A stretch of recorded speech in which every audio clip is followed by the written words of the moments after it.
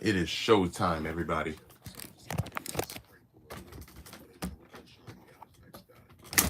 Ooh.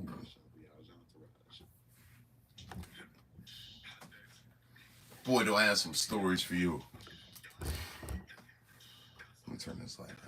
Let me turn this light up. There we go.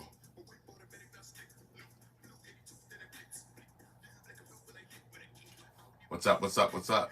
Welcome to the live stream. Day 43, baby. Day 43. Cheesecake. I'm telling you, cheesecake is the life right now. Cheesecake is the life right now. I just had some Junior's cheesecake last night. No cheesecake today, but I got some cheesecake awaiting for me. My honey said she made some mini cheesecakes. Saved me a couple. What's going on, No Cheesecake? How you doing tonight? We got some spooky stories lined up. Thank you for joining.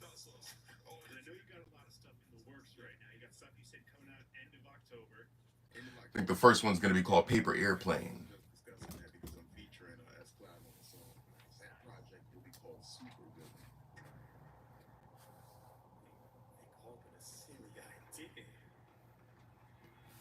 What's up, though? We're going to treat it like a swimming pool. We're going to wait for it to fill up before we really start swimming. So cheesecake, what's your preferred approach to cheesecake? You put strawberries on top? Do you do cherries? What kind of cheesecake person are you? What's up, waffle? So I attract all the foods.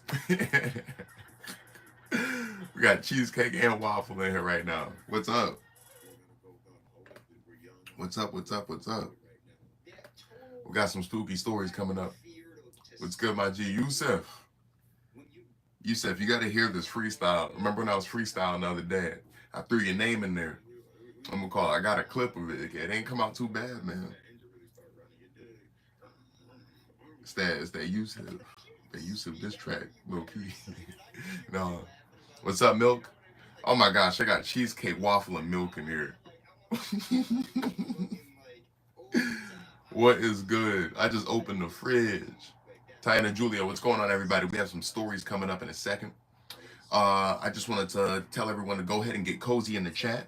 The first spooky story we have, if you like spooky stories, by the way, go ahead and double tap the screen to like the live stream or look for the thumbs up icon. We're about to tell our first spooky story. This one is already talking about a bedroom upstairs. This is called Paper Airplane. Let's go, everybody. Let's do it. What's up, Donut? Yep. I see you too, DJ Jazzy Jason, Anthony Rodden, Martin Cordoni. What's up, everybody? We got a spooky story underway. If you like spooky stories, like the live stream, double tap the screen. We're going to get into this first story. This one is called The Paper Airplane. I have all the foods in this chat right now. Yo, it's crazy. It's crazy. I got all the foods in here. With no further ado, my bedroom was upstairs. I had a good view from my window to see the new neighbors move in next door early morning. There was a man and woman carrying boxes into the house. They must have been a couple. My eyes traveled to the neighbor's vacant upstairs bedroom window, which was directly across from mine. It was open, and inside was a girl who looked about my age. She saw me and motioned for me to open the window, so I did. She leaned out the window, curved her hand around her mouth, and whispered to me, "Nice to meet you. I'm Sarah." I laughed. "Nice to meet you, Sarah. I'm Sam." She smiled. "Keep your window open," she said, and moved out of sight. I was confused. Keep my window open? She returned with something in her hand, then tossed it over to me. It was a paper airplane. It slowly and gently made its way through the window onto my floor behind me. I walked over and picked it up. On top was written, "Open." I opened it and there was a message. "Hey Sam, I'll come over tonight and introduce myself." I thought it was a bit strange and wrote back, "Come over tonight? What do you mean?" I turned around to toss it back, but she wasn't there. The window was still open, so I tossed it anyway, thinking she'll reply sooner or later. It was late into the evening, and still no reply from Sarah. My mom invited the new neighbors over for dinner. I figured this is what Sarah meant by coming over tonight. "Honey, come down for dinner," my mom shouted. I went downstairs into the dining room to sit at the table, but I didn't see Sarah, just her parents. I couldn't help but ask, "Where's Sarah?" The man and woman stared at me as if I said something out of place. "Excuse me?" the man said. I repeated myself, "Sarah, your daughter." The woman put her hands over her mouth, covering it. Tears flowed down her face. The man stood up. "Our daughter died a year ago in an accident. I don't know what you're up to, but that's enough." They both left the house immediately. Mom glared at me. "Why would you do that, son? Just go to your room." A flurry of confusion was spinning in my head. I couldn't speak. I made my way back to my room, turned on my light, and lay on bed. Then a paper airplane flew through the window, elegantly landing on my floor. I picked it up and looked out my window. Sarah was standing in the darkness of her room. My heart was pounding. She moved closer until the moonlight hithered her face. Her eyes dark and skin gray. I looked down to read the message. "Behind you." My lights flickered off. The floorboards behind me squeaked. A dark whisper into my ear. "Sam." What's going on, everybody? Pancakes in here too. What up, Melf Dog? Yo, Melf Dog, we running that up. What up, Colt Sheriff? Yep. Shout out to DJ Jazzy Jason, man. Hey, everyone, if you were messing with that last spooky story, that one was called The Paper Airplane. It was solid. I was type spooky.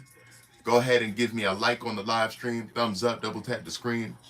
And if you love the vibes, please subscribe. Join the family. Yeah, let's keep politics out of this pre-Bamuscus. Oh, PRBBUS. Oh, got it. It was Marine.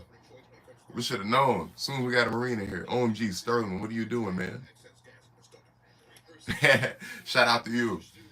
Think I know he might be talking. You talking about Sterling from I appreciate you, DJ Jazzy Jason. And by the way, everyone, I go by a Sean Voyage. I'd like to introduce myself. I'm a songwriter, an American songwriter and entertainer. My mission in life is to help alleviate some of the pain, suffering, and boredom in the world through art and entertainment. On my YouTube channel, you'll see a whole lot of music videos. You'll see a few music videos, vlogs, songs, and we got shorts out the wazoo. We mess with shorts the long way this way. So thank you for joining. Yeah, we're doing spooky stories tonight. I got a poll coming up. I was glitching out a little bit. I got right into the spooky storytelling because I saw we jumped up a little bit. So let's see.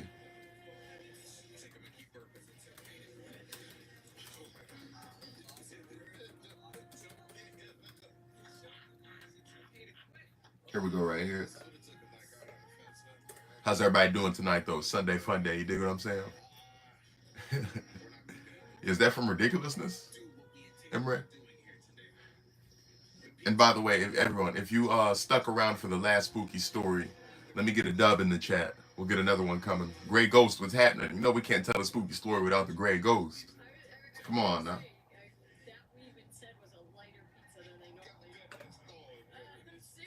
There we go. The poll is officially up. The poll's officially up.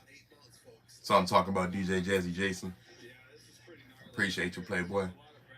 It's a Sunday fun day. Have you been watching spooky movies? Just threw the poll up. Who's been participating in spooky season? Do you have any Halloween plans? Spooky movies aren't for everybody. It's too spooky for some people. And some people are like, besides that, it's evil. So I'm not putting that on and then going to bed. Hold on. I'm about to Hills Have Eyes, couple others. Oh man. See, Hills Have Eyes get me the heebie-jeebies. I'm more about my ghost ones. I'm more about ghost movies. The Hills Have Eyes, the torture and And they cut you up. That shit. Woo! Debbie made it, y'all. What's happening, Debbie? It's all good you haven't been here in a little bit, Grey Ghost. You still got your life to live, my man. And I have no idea where Mochi is. She's over there somewhere living her life, too. I'm in a bathtub with some shorts on. Swimming season's over, pal. That sounds relaxing, though.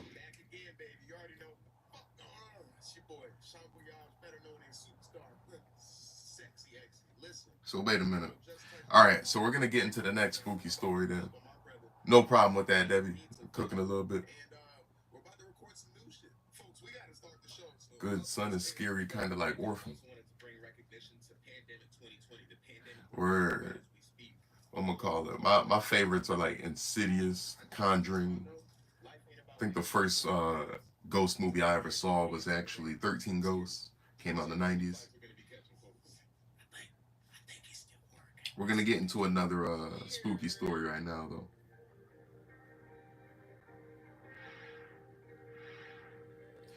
We have something here called Mirror Entity.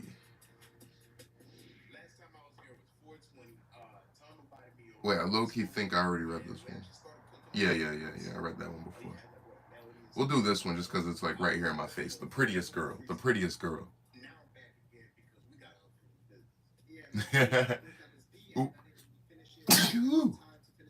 I was just possessed by a sneeze. It came over me. Hey, Sean, I reached my goal of 10 subscribers the other day. Shout out to you. Shout out to you, Grey Ghost. That's what I'm talking about. Set that goal and get after it. Amityville was fire. Amityville was good.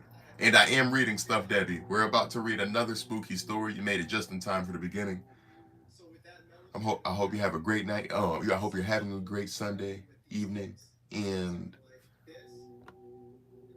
you got to let us know what you were cooking tonight, too. But this next story is called The Prettiest Girl in Class. The Prettiest Girl in Class. She was the prettiest girl in class, but of course she never had heard of me. I was obsessed with her. I'd steal glances at her every chance I got. During class, when I was supposed to be taking notes, on the train ride we rode after school. But today, I wanted to do more. I hopped off the train when she got off and followed her out of the station and onto the sidewalk. I made sure to keep my distance. Creepy. I wanted to surprise her. It was pretty hard staying within a good distance of her, though. She kept taking furtive glances back. And I looked down at my phone or pretended to tie my shoe every time she would. When she unlocked the door and stepped inside her house, I crept to the front stairs, my heart pounding as I rang the doorbell. I do not advise any of this, folks. This is creepy. A chime sounded from inside and awoke butterflies in my stomach. Just as I reached again for the doorbell, she opened the door ajar, recognized my face, gestured for me to hurry in, promptly closing the door behind me. There was a guy, she paused. There was a guy following. Yeah, it was me. The words came out of my mouth before I realized what I had said. I know that. I sighed in relief, but I'm talking about the man behind you. The doorbell chimed, the butterflies in my stomach stood still this time. All right, that was a plot twist right there. What up, C White? Thank you, Debbie. Thank you for saying bless you. What's happening, C White? The voyage, the voyage, the voyage. We just got through another one. That one was called The Prettiest Girl. That wasn't bad. What's up, Lewis Hamilton? What is happening? Yup. The voyage, the voyage, the voyage, man. Thank you for being here tonight, everybody. Sunday fun day. We got some spooky stories lined up. I made it tamale pie, and I made beef goulash. Ooh.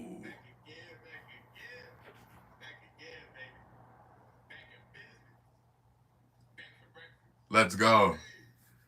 See why you got the little one for story time? A story time, man. We got some spooky stories ahead of us. Spooky Sunday, Sunday fun day. Yeah. Debbie made something nice in there. What does that mean, Lewis Hamilton? It's time. Not Molly, but tamale pie. Oh, tamale pie. I was like, I made it tamale pie. I was like, what did you make in tamale pie? But you made tamale pie and beef goulash. You have recipes out the wazoo. Yeah, Molly pie probably good too. It sounds like something Pepperidge Farm might, you know what I'm saying? It doesn't sound bad at all. Sounds like something Intamin's might sell. Hold on, I was still trying to look up what that meant though. Can you translate that for us, Lewis Hamilton? La Perriti.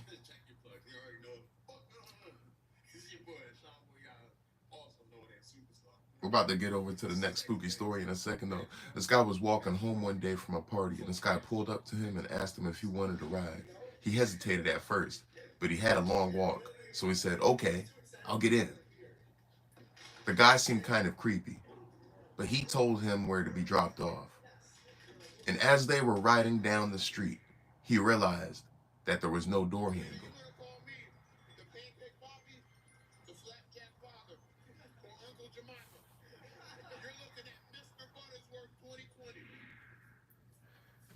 It's the term when you're doing pirate things. Oh, so that's lit. Yeah, we're doing a whole lot of pirate stuff in here, man. We bootlegging these spooky stories, pirating them. La piraterie. Already know, man. It's a Blackbeard. The next thing he knew, he was laying on a table in a dark room. Uh-oh. You guys hear that? Debbie got one for us. Wait, I could take a bite of this round and listen to Debbie go. Hold on. This is the pancake eating challenge between Xavier, aka Sean Voyage, and Nick. I do have some of the footage, but let me just set the scene about what happened, and I will present you with it so you can stop hearing me ramble. Although I do like the sound of it myself. Mm-hmm. I was able to pick up Nick and Xavier on the same. Oh, was that the end, Debbie? And absolutely, thank you, CY. Everyone, do not forget to double tap the screen, like the live stream, or look for the thumbs up icon to do the same and have the same effect. I'm about to get some Gatorade. I need some Gatorade to keep me going with these spooky stories.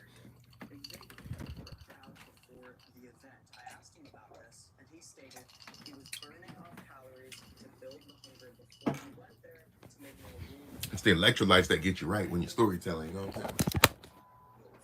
That's the jaw muscles. That's definitely that lemon lime right there. That's that lemon lime. That's my favorite Gatorade. Mm-hmm. Classic lemon lime.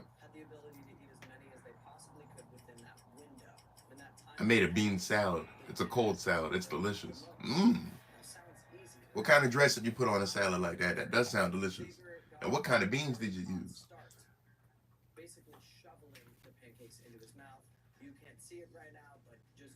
Okay, bet. Debbie, we're getting over to your story right after. Let's read another short story. Give Debbie some time to put out the whole story.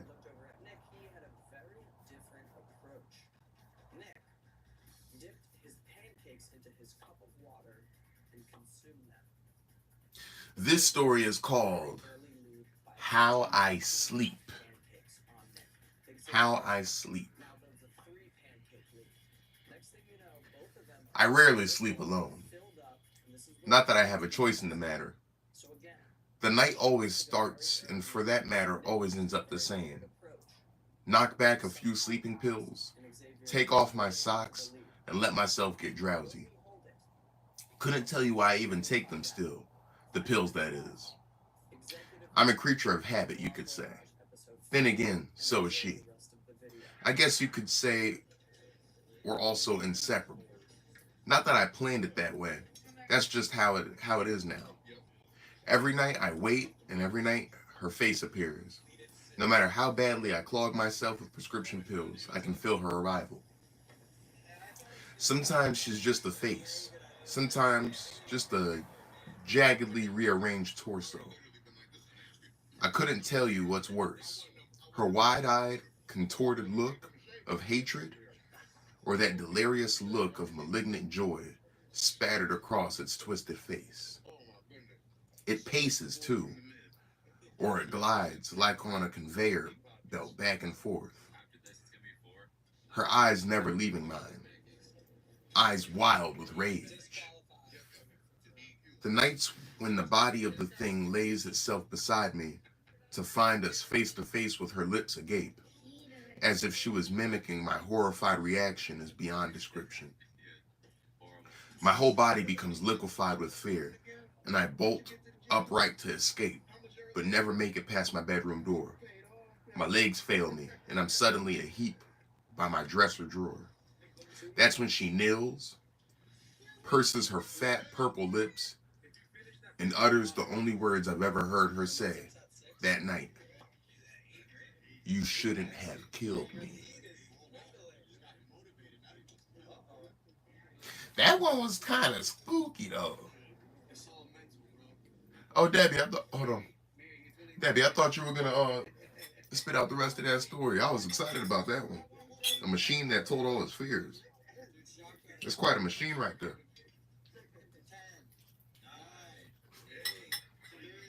Mm. My Xbox username,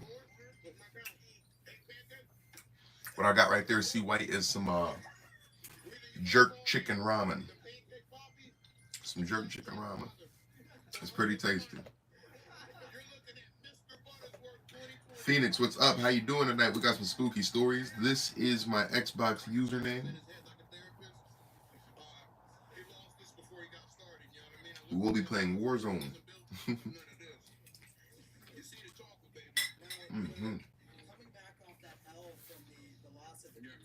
Ramen's hitting the spot.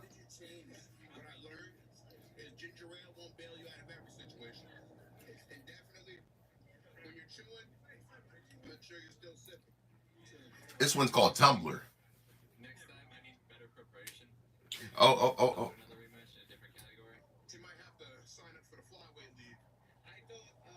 I try to always put something nice on the plate, see White. You know, that's why it's the culinary arts. That's why it's a good idea to play it smart when you're thinking of what your meal gonna be. You know what I mean? Whether it be health wise, definitely taste wise. Gotta make it worth it. What's on your plate tonight, C White? Did you already eat? This man, I'm going to hook you up to this machine, and it's gonna tell me all of your fears. You could hear his screams for miles. He was never seen again.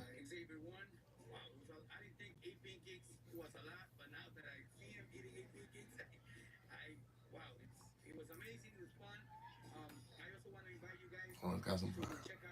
All right, everyone, let's get into this next spooky story. This one is called Tumblr.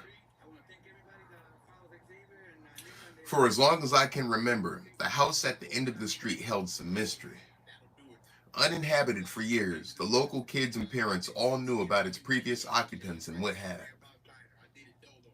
A young couple moved into the place around 2004. The young wife was upstairs one day when the husband rang the doorbell for some assistance, carrying some boxes inside the front door. His wife said, "Coming," but then proceeded to take a tumble down the staircase and broke her neck upon hitting the front door, which was at the base of the stairs, dying instantly.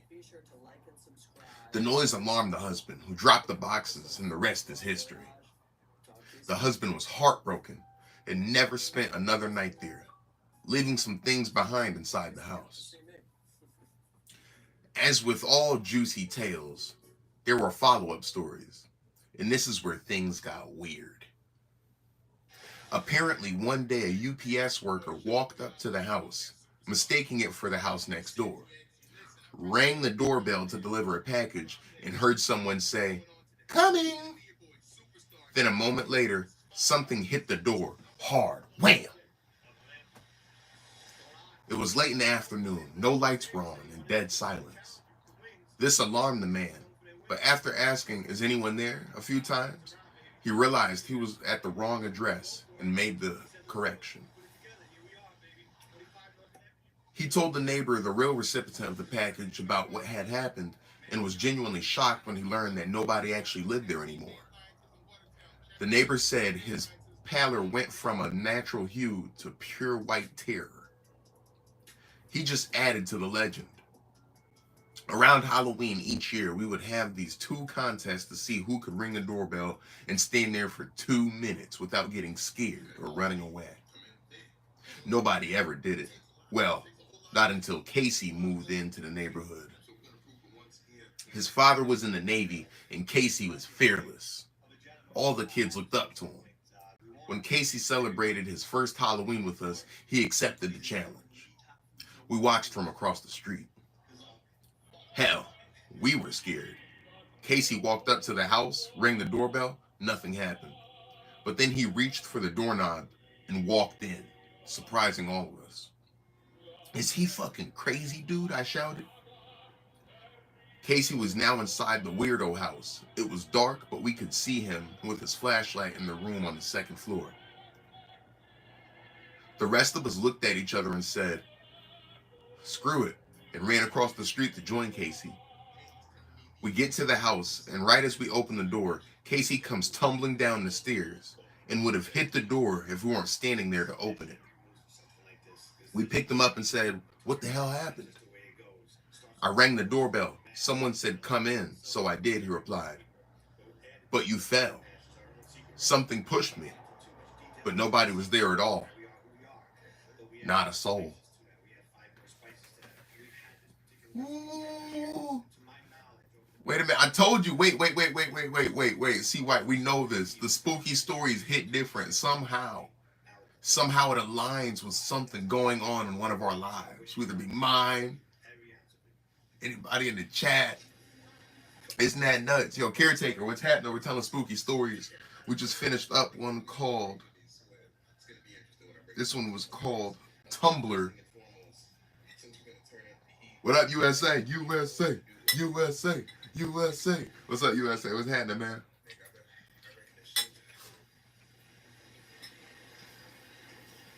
Everybody, we got another spooky story underway. All right, Phoenix, we'll holler at you later. Jumping off to go play some Minecraft. Peace out. You can tell.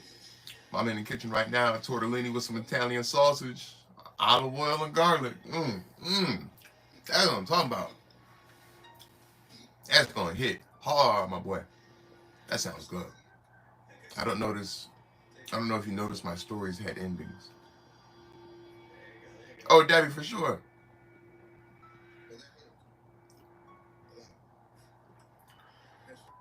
Oh no, have bad endings. No, not at all. Debbie, you know we love them. Holy cow, when you stopped reading, my dog started barking like someone was there. I almost had a heart attack. That one was spooky. That one was spooky. Even Debbie's dog was spooked out a little bit. What's your dog's name, Debbie?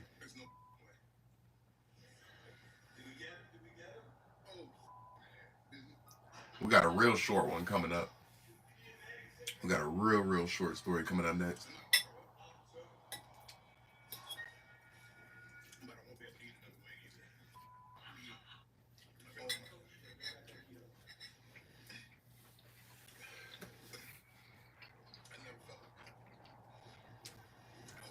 This next story is called That Damned Mirror by Lucky Number.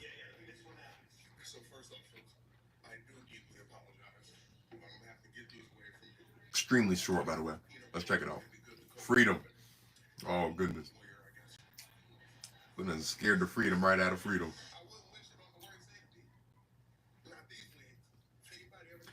After several giddy minutes spent making silly faces with my son, I sighed and held him close, and I smiled. I looked at our reflections in the mirror, in awe of the perfect little cherub I was blessed with. That's my boy, I said with a matter-of-factly voice, pointing to my son's reflection while beaming with pride. My reflection flickered momentarily before an unearthly hand stretched out from the grass and plucked my son from my lap, from the glass, and plucked my son from my lap. No, that is my boy, a guttural voice declared. That actually. Ramen voyage. You know, we had to get some bites in. That one was good. I like this one.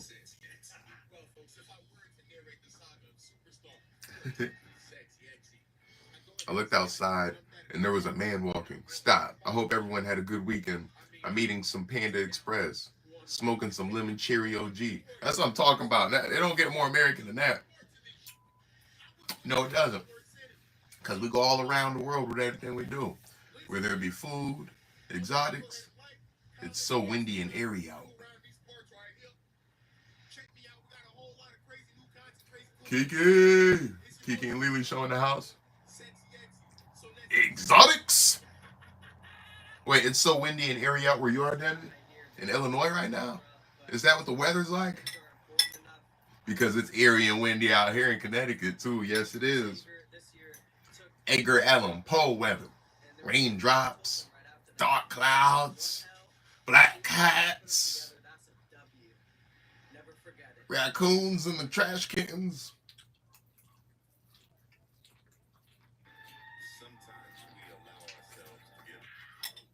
Mm.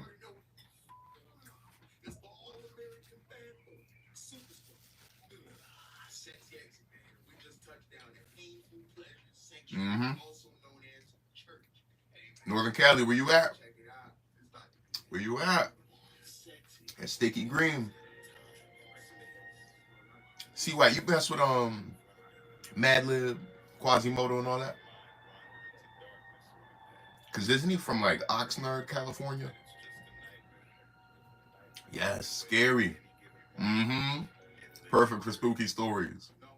Perfect for a spooky movie. And was there really a man walking outside, Debbie? Is that typical?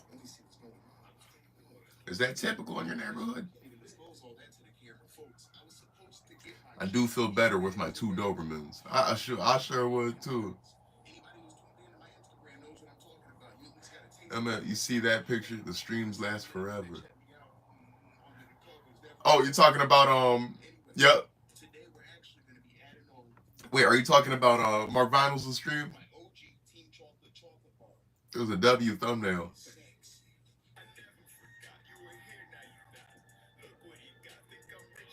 Love this time of year. I just hate seeing my tomato plants die. I took care of them since April. You know, it's okay. Because that's the beauty. That's the beauty of nature. What comes around must go around. And those tomato plants will be back. Unless you ever thought of like thinking of doing a greenhouse. Yeah, the picture was gold, Kiki. That was fine.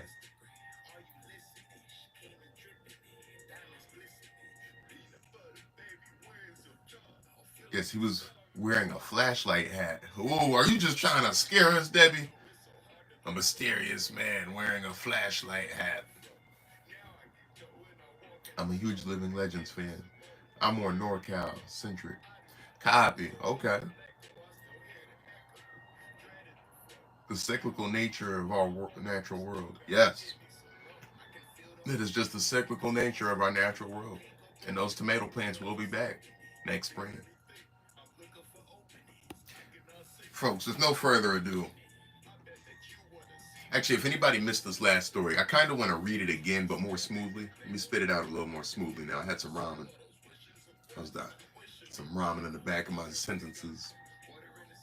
After several giddy minutes spent making silly faces with my son, I sighed and held him close and smiled.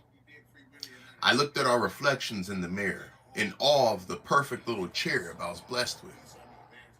That's my boy, I said matter-of-factly, pointing to my son's reflection while beaming with pride. My reflection flickered momentarily before an unearthly hand stretched out from the glass and plucked my son from my lap. No, that is my boy, a guttural voice declared.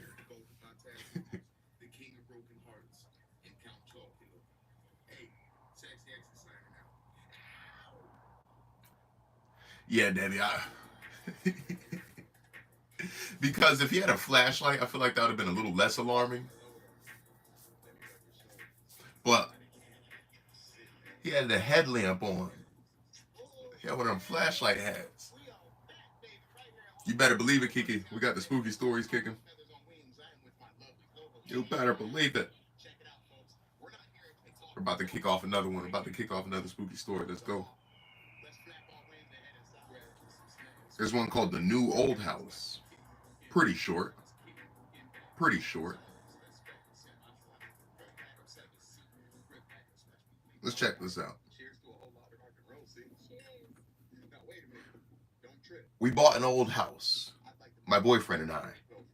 He's in charge of the new construction, converting the kitchen into the master bedroom, for instance, while I'm on wallpaper removal duty. The previous owner papered every wall and ceiling. Removing it is brutal, but oddly satisfying. The best feeling is getting a long peel similar to your skin when you're peeling from a sunburn. I don't know about you, but I kind of make a game of peeling, on the hunt for the longest piece before it rips. Under a corner section of paper in every room is a person's name and date. Curiosity got the best of me one night when I Googled one of the names and discovered the person was a missing person. The missing date matching the date under the wallpaper. The next day, I made a list of all the names and dates.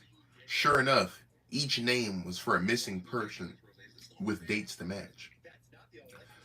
We notified the police, who actually sent out the crime scene team.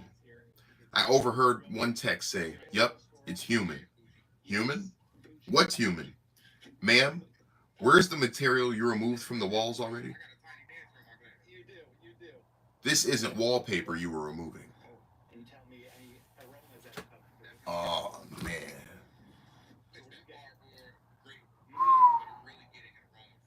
Listen, listen, listen.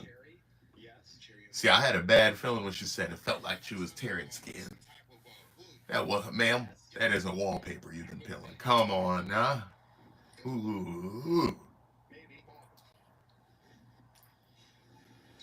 The Voyage Productions, man. Let's go see White. Spooky Tales. Yeah, yeah. Kiki felt that one. That was a serious one. I'm pretty sure the guy saw me running to slam the door closed. Debbie, you better put Pennywise back in the window. Spin him around. Now between the clowns and the two Dobermans, you're secured. That's enough to spin him right back around. You don't need ADT when you got those clowns in the window and two Doberman pinchers. No, man.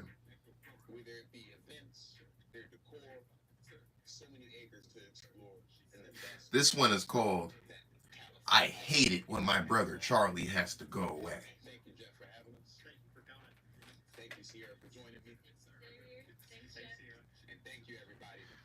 Said, man, I had a nightmare the other night. I wonder if it's from the stories. I hope not. I'd hate to give you nightmares. Loki lets me know these spooky stories doing their job, though. They spooky.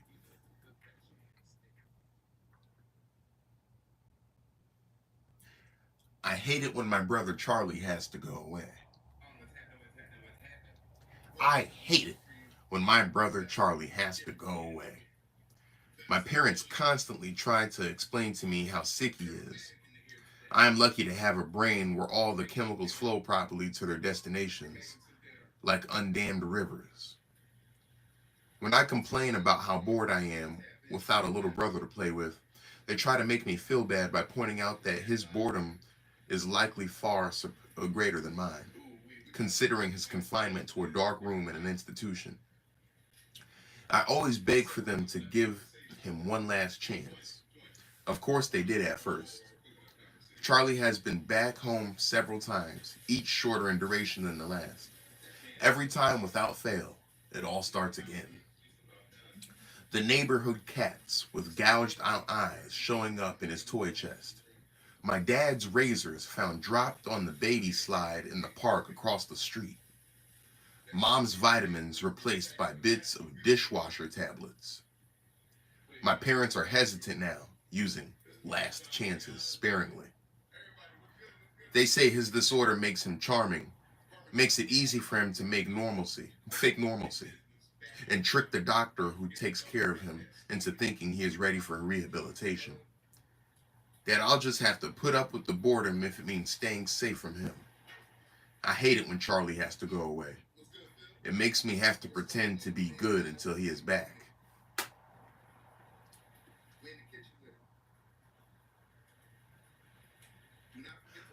Okay, that was a little bit of a mind bender. You know what I'm saying? That one right there was a mind bender. So, what's up, yo? Hey, YouTube Kano. What's happening? Thank you for joining. Thank you for joining. We remember you. Should put a light by the clown. You gotta illuminate that clown if it's going down. Keep the perpetrators at bay. Hey, hey, hey, hey, hey, hey, hey. Oh goodness, one of my old live streams just came on.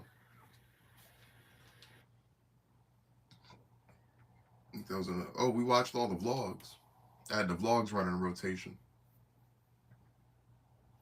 YouTube Kano, thank you for being so friendly. Thank you for saying hi to everybody.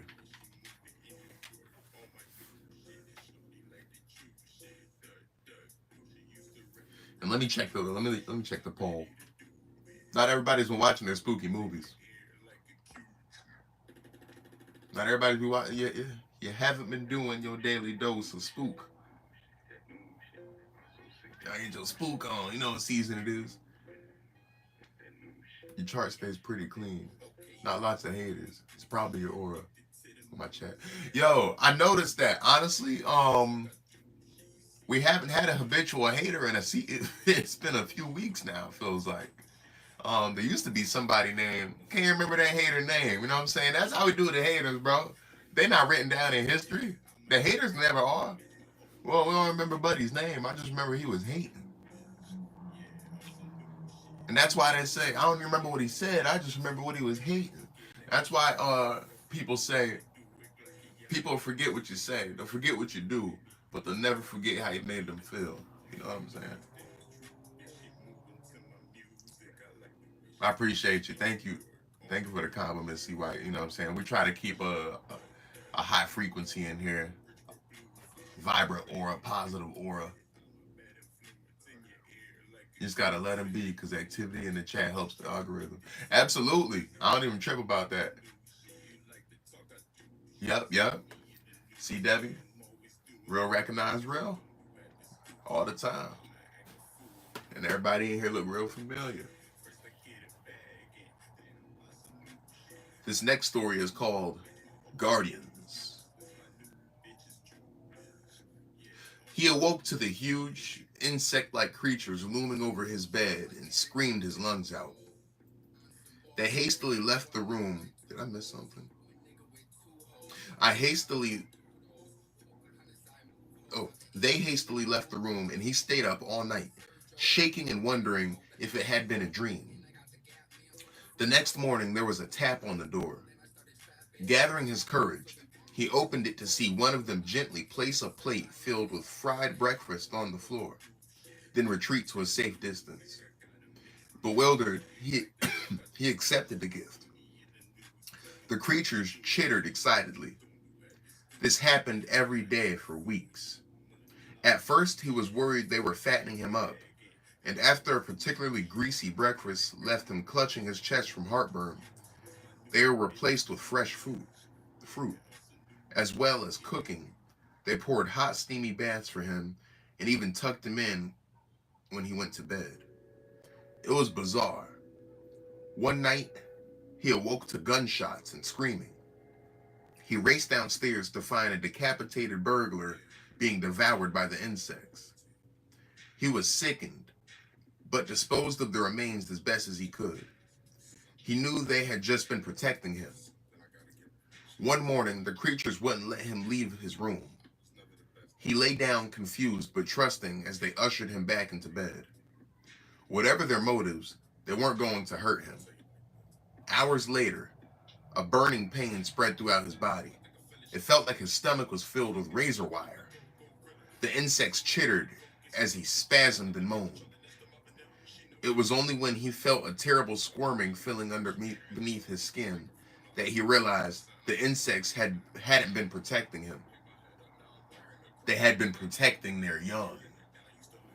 Aha!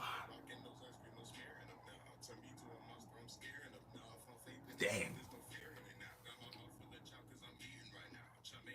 I seen it too. Phil here, Carly?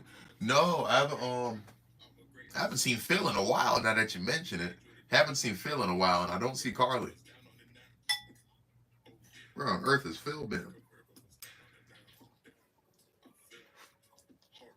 Mm-hmm. That one was a mind bender.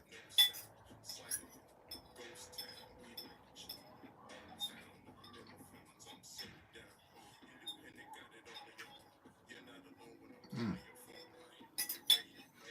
That one was mind bender.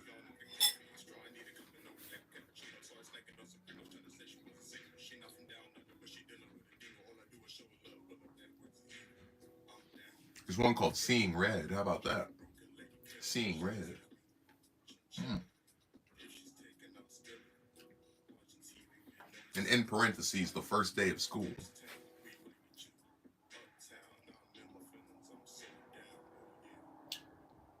All the foods I'm making, I'm sitting here eating ramen noodles. Are all those foods for tomorrow? So you made all those foods and you're eating ramen tonight. I'm eating ramen too. Love me some ramen. Mm-mm.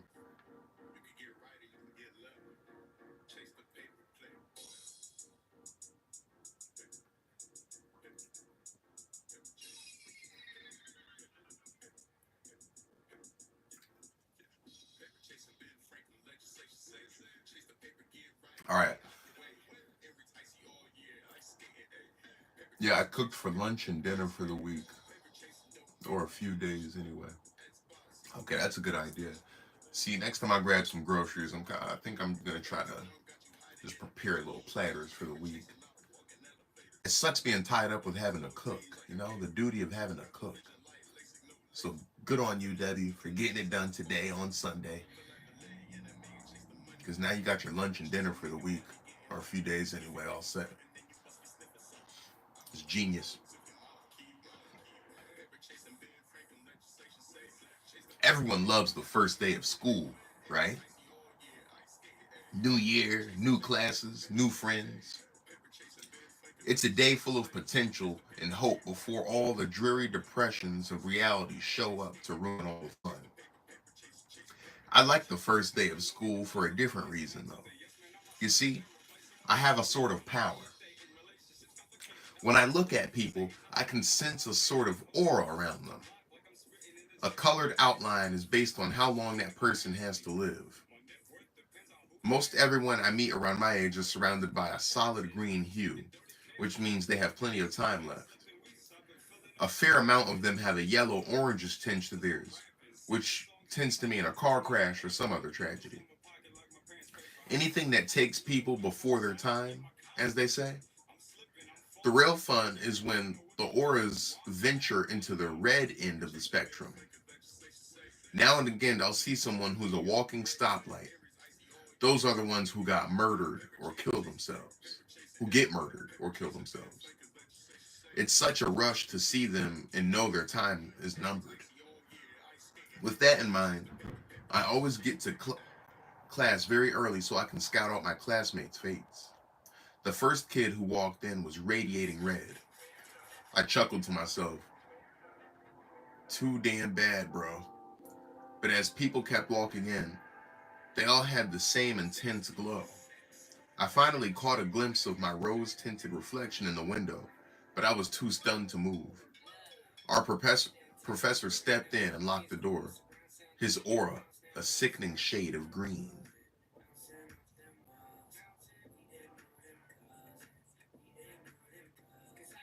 Oh, wow.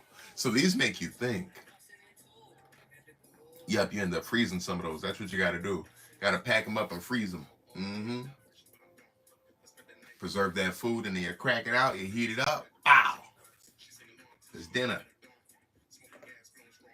Yeah, that sounds tasty.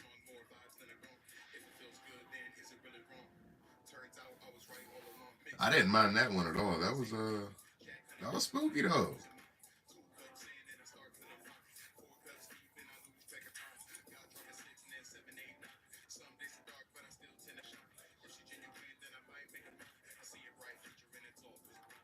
This one,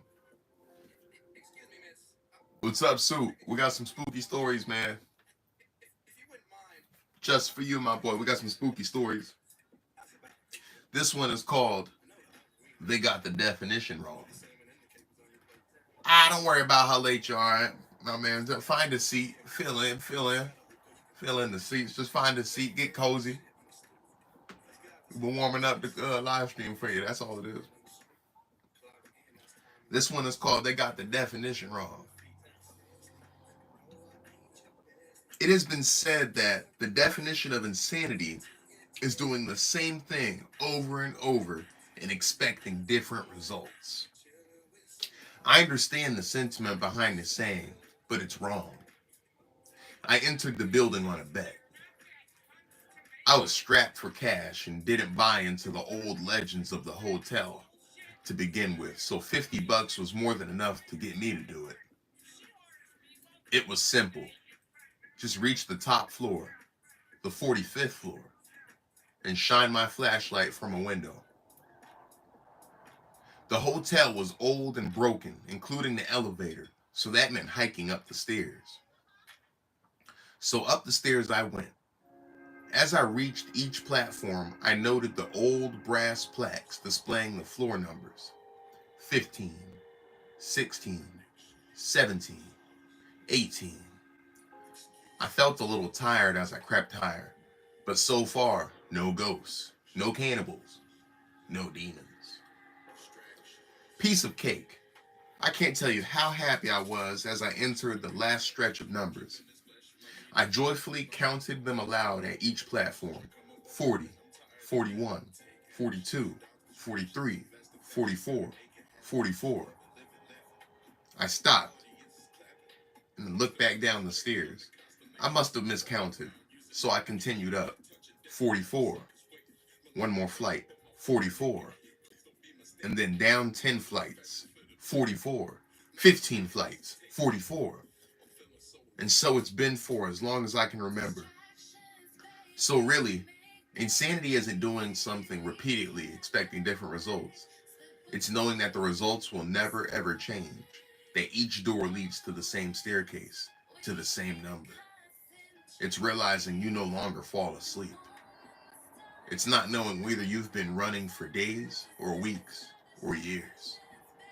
It's when the sobbing slowly turns into laughter.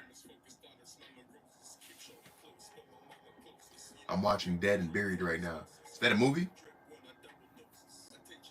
It's Dead and Buried.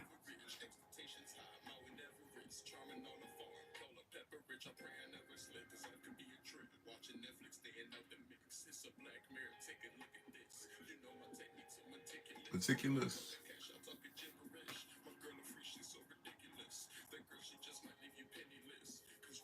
Go, go, go.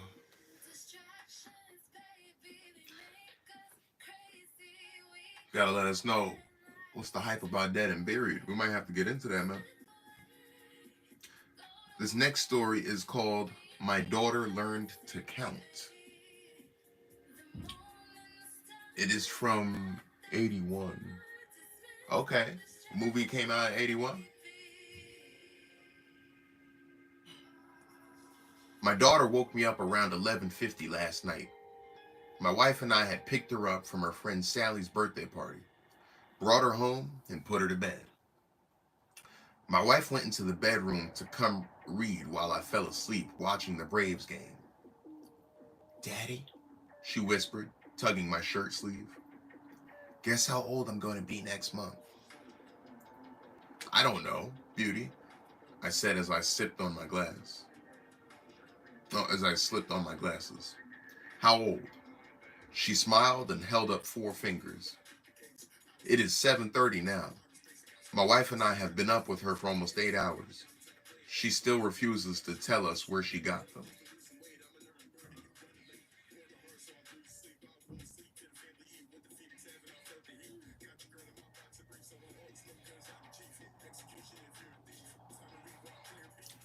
Oh man. So I get it. She held up four fingers. So these are kind of witty.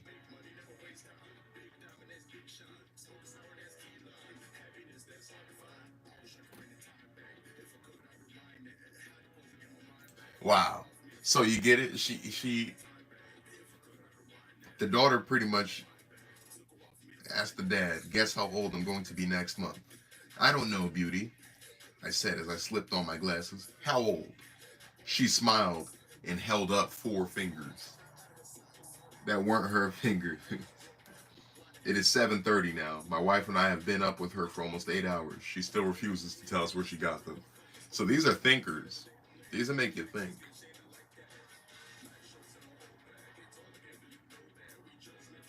The next one is called Timekeeper. Brr, it's 52. I know it was like 50. Like, it's cold today. It's cold today.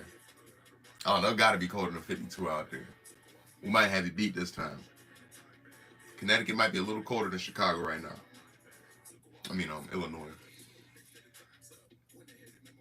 First place I think of when I think of Illinois is Chicago. It just goes right to Chicago.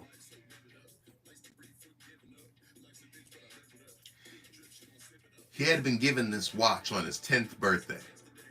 It was an ordinary gray plastic wristwatch in every respect except for the fact that it was counting down. That is all of the time you have left in the world, son. Use it wisely. And indeed, he did. As the watch ticked away, the boy, now a man, lived life to the fullest. He climbed mountains and swam oceans. He talked and laughed and lived and loved. The man was never afraid, for he knew exactly how much time he had left. Eventually, the watch began its final countdown. The old man stood, looking over everything he had done, everything he had built. 5. He shook hands with his old business partner, the man who had long been his friend and confidant. His dog came and licked his hand, earning a pat on the head for its companionship. He hugged his son, knowing that he had been a good father. He kissed his wife on the forehead one last time. The old man smiled and closed his eyes. Then, nothing happened. The watch beeped once and turned off. The man stood standing there, very much alive. You would think that at that moment he would have been overjoyed. Instead, for the first time in his life, the man was scared. Huh. Interesting. You're very handsome, bro. Greetings. Appreciate you, Chris. Thank you, man. Alone up the cold, hard ground. Alone upon the cold, hard ground. You see a green door and a red door. You must choose which door to explore. Ooh, and this one already rhymes. I'm a fan. Carly! Carly Chill Vibes. Let's go, everybody. Let's go. If you are enjoying the spooky stories, let me see a voyage in the chat. Let me see a let me see a voyage in the chat. The voyage. Thunder here. Hope you guys are all amazing today. A little bit of rain in Connecticut. The green door. Once upon a time, there was an assistant who was looking up some information when suddenly, without notice, the internet went down. Uh-oh.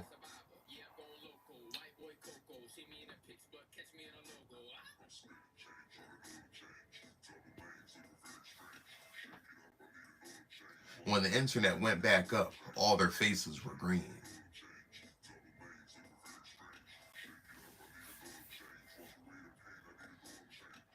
Were their faces green with envy?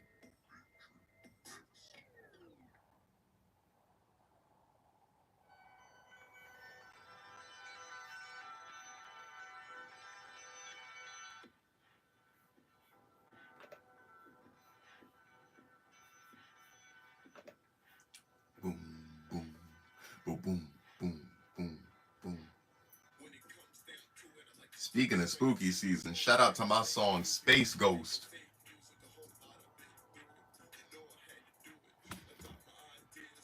Absolutely. Thank you, Carla. We hope you're having an amazing day too. We're just rocking and rolling, having a Sunday fun day, a little spooky Sunday, telling some spooky stories.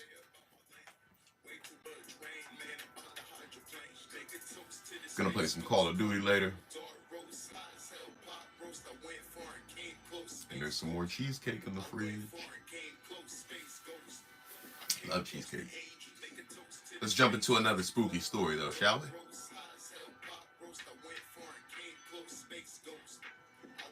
This one is called There's No Reason to Be Afraid.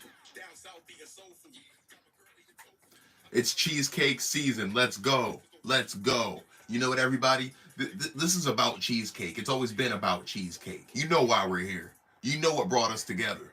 You know what our common denominator is. It's cheesecake. It's always been about cheesecake since day one. And on the last day, it'll still be about cheesecake. Come on.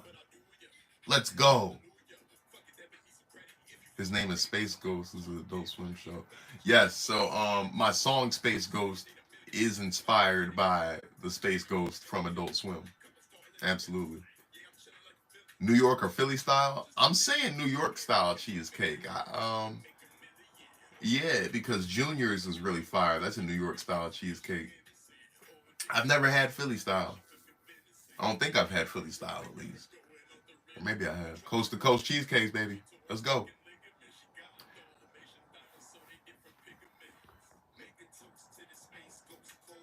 Let's turn up.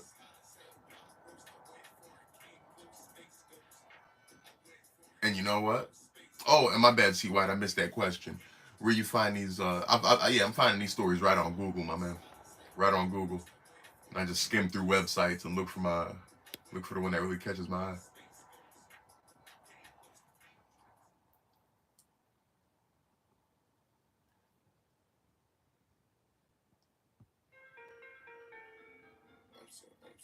Oh, their faces were green.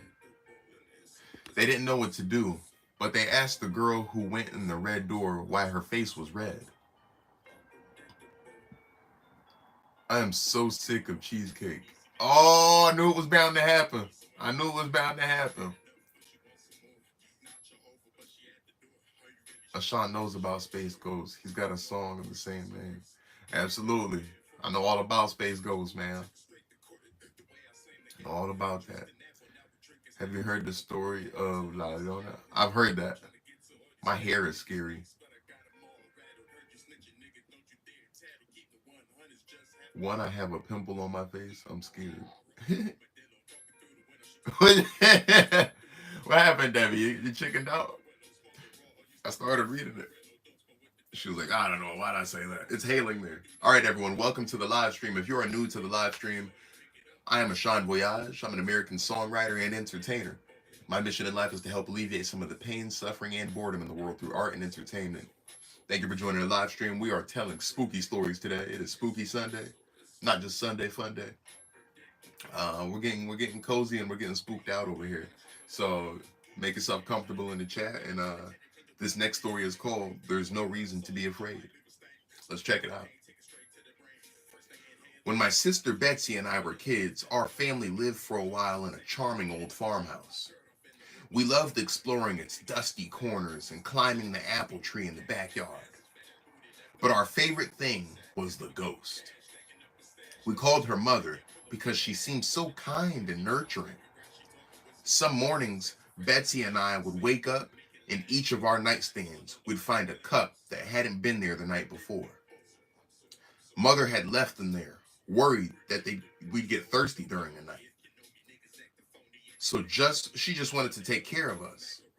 Among the house's old original furnishings was an antique wooden chair, which was kept against the back wall of the living room.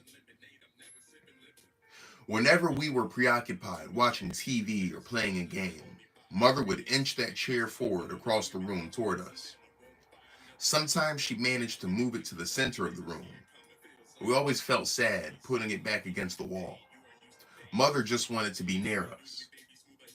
Years later, Long after we'd moved out, I found an old newspaper article about the farmhouse's original occupants, a widow.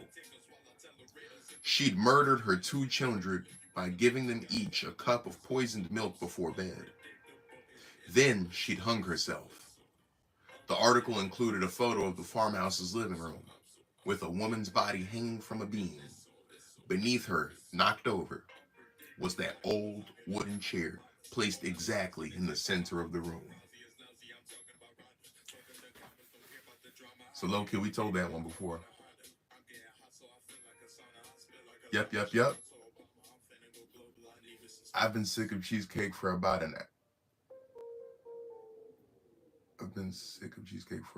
hour, 10 years. You've been sick of cheesecake for 10 years. I'm in New Zealand, see white. There we go. Interesting. Sam Neill, Peter Jackson country. What? Shout out New Zealand. My Kiwi Kings. Yeah, they're the kings of Kiwis. Kings and queens of Kiwi. Really, Carly, I had no idea what it's like. Where you at, Debbie? Illinois, USA. North California on that side. Debbie is Chicago drill rapper. She is. It's beautiful here. Did I say Carolina by accident? Sorry, California. Oh, no. It was Debbie that said North Carolina. I was like, I swore I said California.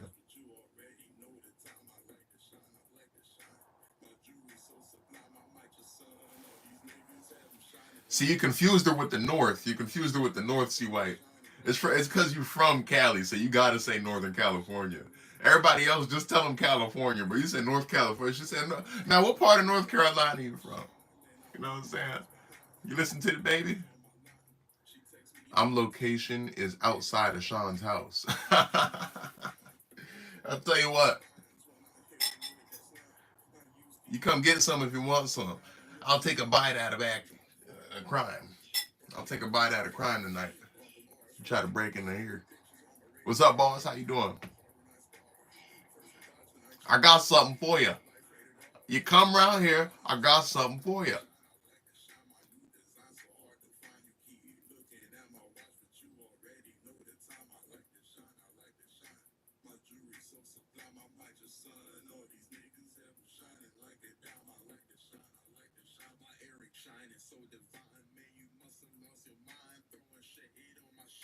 Yeah, no, I get what you mean. You got to talk about, North Cali, SoCal, Central. It is a long state. California is a big state. I've never been to Cali. I look forward to going there someday, though.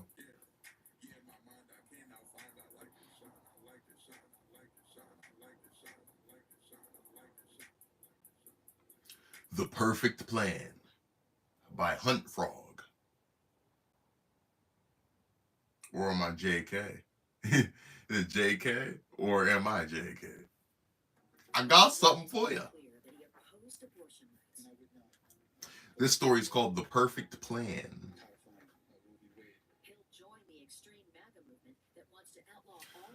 On Monday, I came up with the perfect plan. No one ever knew we were friends. On Tuesday, he stole the gun from his dad. On Wednesday, we decided to make our move during the following day's pep rally. Uh-oh. I don't know about this one. This sounds like about a damn...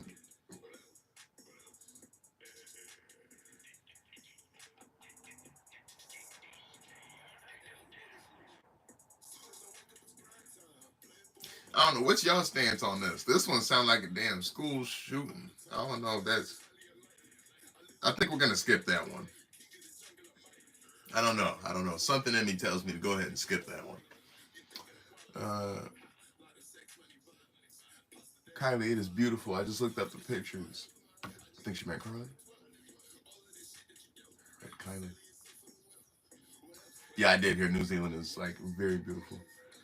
West Coast definitely different. Visit the East and you can see all the significant cities in a week. It's, it's so close. Nah, that's true. It's true. That's very true. Kylie, it is beautiful. I just need to open Carly Ula spell check. I live in the North Island. Woo! North Island. Is Peter Jackson the most famous person from New Zealand? It's a good question.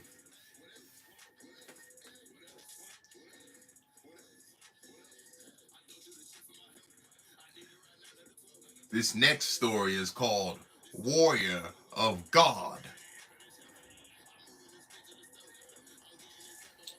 If God exists, why is there so much evil in the world? It's a common question, but it is misplaced. All things must have balance, light and dark, good and evil, sound and silence. Without one, the other cannot exist. So if that's true, then God does nothing to fight evil? That might be your follow-up question. Of course he fights evil, relentlessly. I am D'Artagnan, one of his most holy and righteous angels. I roam the earth, disposing of evil wherever I find it. I kill the monsters you don't ever want to know about. I crush them completely so you can keep sleep at night.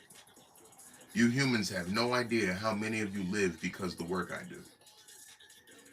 But what about Stalin, Hitler, Ted Bundy, Jack the Ripper? Well, those are the minor ones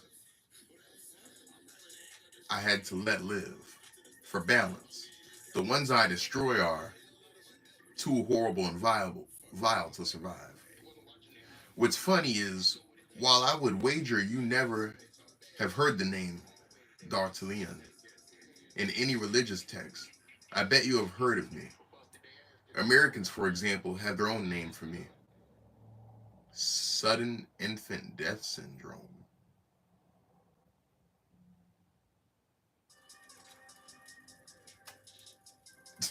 I'm sorry, hold on. I don't know about I don't know about some of these stories. The ending on there was a little, I don't know.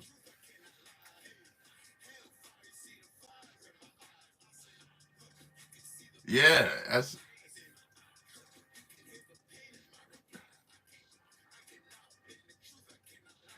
I don't go into the city as much as I'd like to. No.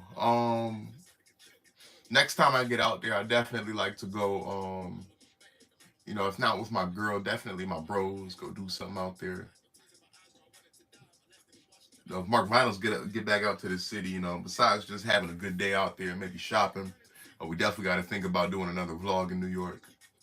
Uh, we attempted a vlog in well, no, we did do the Bronx Zoo vlog, so we did vlog in New York before. Yeah. Well, you know what? Sid's is scary. You're right about that flesh suit, man. I was just surprised the twist, the twist that took though. And this is right on time. My song Hellfire is playing, and this next story is called Hell.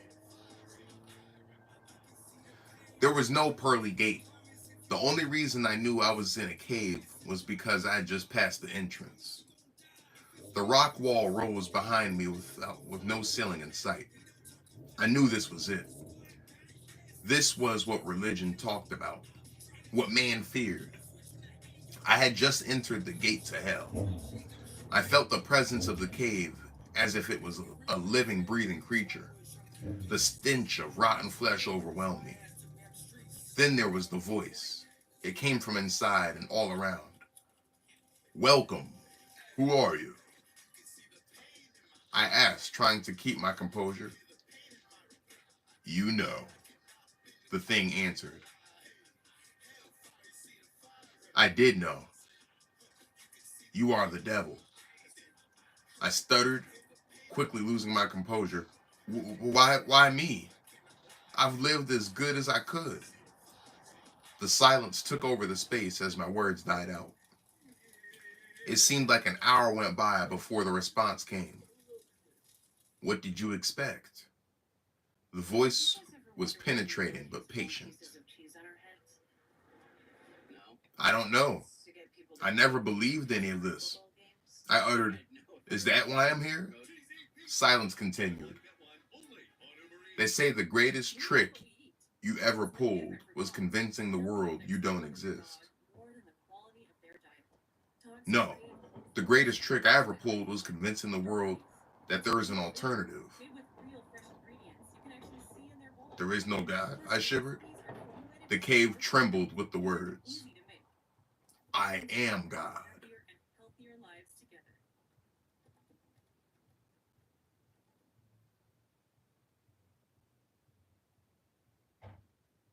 Hmm.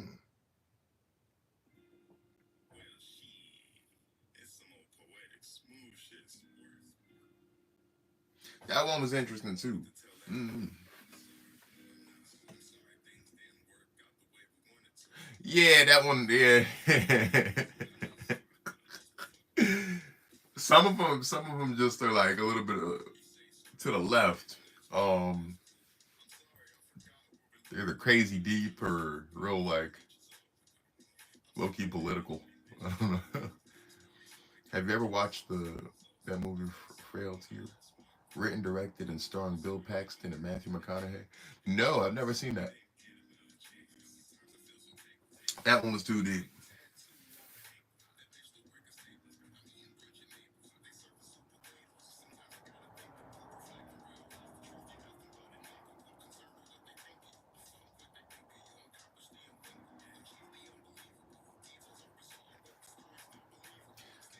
Let's try this one out, Debbie.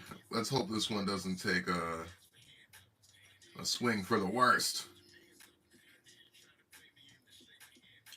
This one is called The Accident.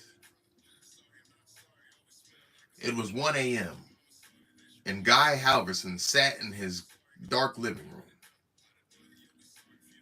He hadn't moved for over an hour. The accident earlier that evening kept playing over and over in his mind. The light turned red, but he was in a hurry and accelerated. An orange blur came from his right, and in a split second, there was a violent jolt. Then the bicyclist rolled across his hood and fell out of sight on the pavement. Horns blared angrily, and he panicked, stepping on the gas and screeching away from the chaos into the darkness, shaking and keeping an eye on his rear view until he got home. "Why did you run, you idiot?"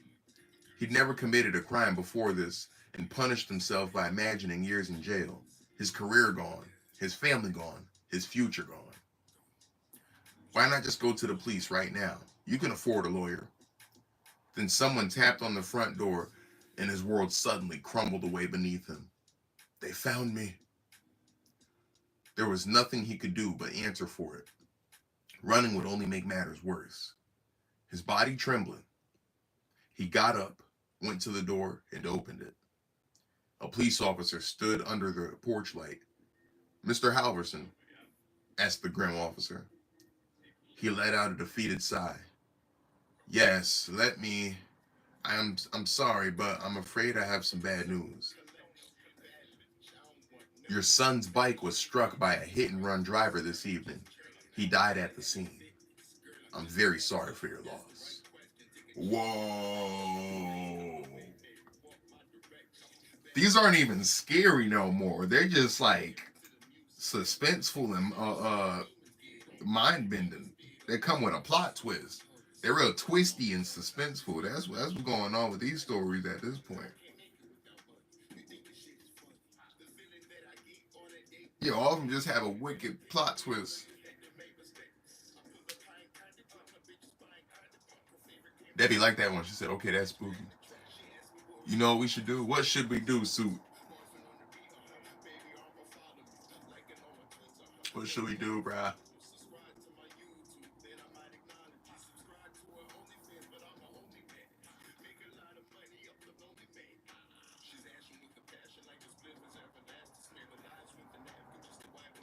Open Chat GPT and we give keywords. Oh, for a freestyle?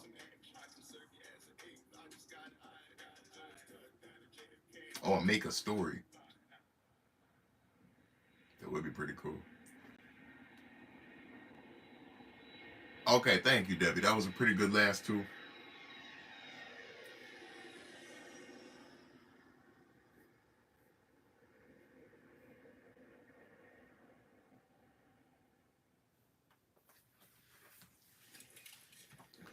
Yay! Guys, we got somebody. We got somebody. We got a hater in here. Uh Chibrosaurus. Yeah, terrible, terrible name too. Chibrosaurus Rex. We get out of here, buddy. We don't need that kind of negativity. We appreciate you trolling though. Wow, good for us, man. We got a hater in here. That's not a bad idea at all though, Sue. Say open chat GPT when we give keywords. Yeah, he had an awful name. Awful name. Didn't roll off the tongue, didn't make sense. He didn't put too much brain power in there. He was just the Mark Vinyls earlier. Oh snap! He's finding all. He's hunting down the live stream murderers. Who woke up and chose violence? He said, "I need to find all of the independent live streamers and troll them." Clearly, he's a 9-year-old on an absolute mission. On an absolute mission. If you're live streaming, let me bring the pain. That does sound like a good idea, though, too, man. So what? Make us go on Chat GPT and try to make a story out of the words. Oh, that's actually a genius idea. Oh snap! He's back, Chibrosaurus. You you either gotta behave yourself or you gotta beat it. You got two options, pal. What do you want to do? Behave or beat it? How do you want to play it? Got my eye on you. I know he's back. I never even kicked him. I never even muted him. Je comprendrai mec. No, no, I'm not familiar with your native tongue, friend. But I'll tell you like this: what you're not gonna do. We no comprende. We're not sure. We're not sure about that last sentence. For some reason, there's only one word you know how to say in English. You wise guy. Oh snap! Do you think you can manage to behave yourself though?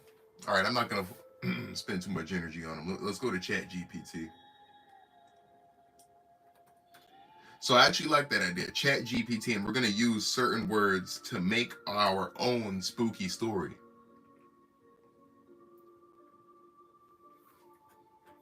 I think that's a wonderful idea.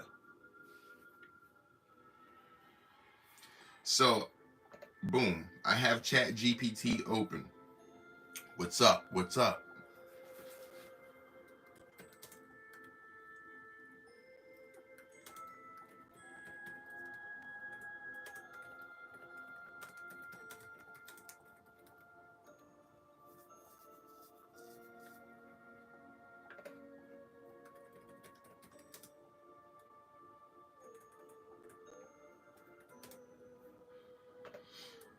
So I'm typing in make a spooky story with the following words.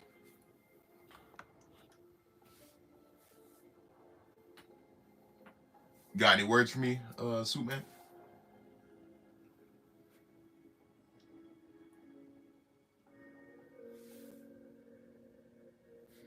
think I'm gonna shave before I leave tomorrow.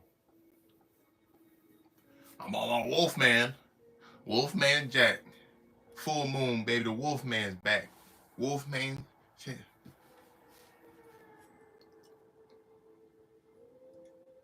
So what's a good setting? Let's see. Insane asylum.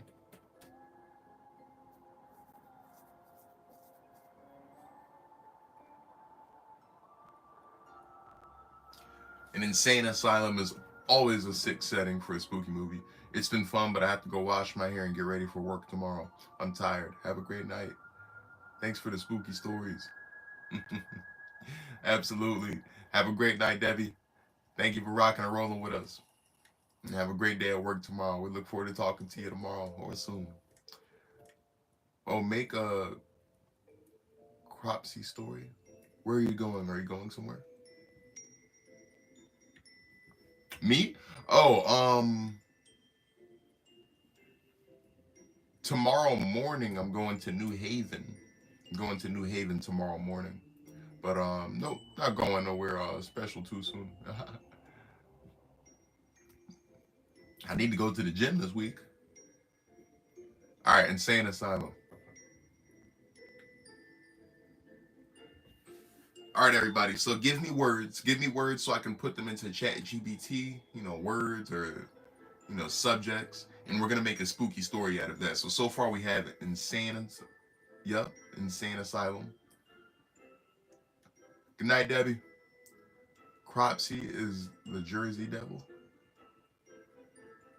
Cropsy is the Jersey Devil.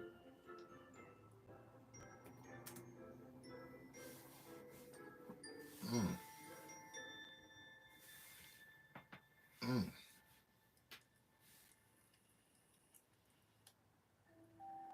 All right, so should I write Cropsy?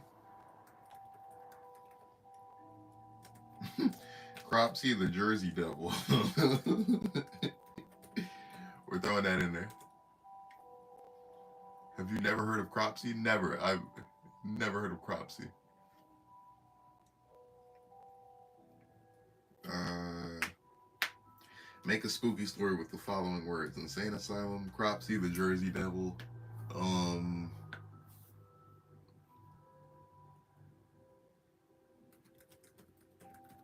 New England,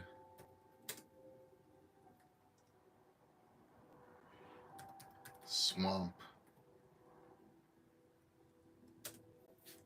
or marsh. I'm gonna do marsh instead of swamp. I think there's more marshes around here than swamps. New England, marsh.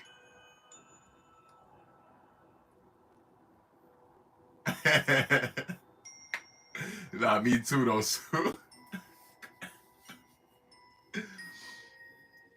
All right, everyone. We have bogs. I thought we have something. We don't have marshes. We have bogs, right? No, we have marshes too, don't we? I'm sure we have marshes as well. All right, everyone. If you'd like to throw some words in the chat for us to put into this spooky story, I'm gonna throw this in the Chat GPT, and it's going to make a homemade spooky story for us to read. So far we have Insane Asylum, Cropsy the Jersey Devil, New England, bogs. I was trying to help it make more good. No, definitely. No. I definitely feel you. We're gonna I'll tell you what. And let's throw Slenderman in there. Let's throw Slenderman in there. And we're just gonna generate this. I'm gonna keep this idea going forward too, because this is an awesome idea. Oh gosh, here we go.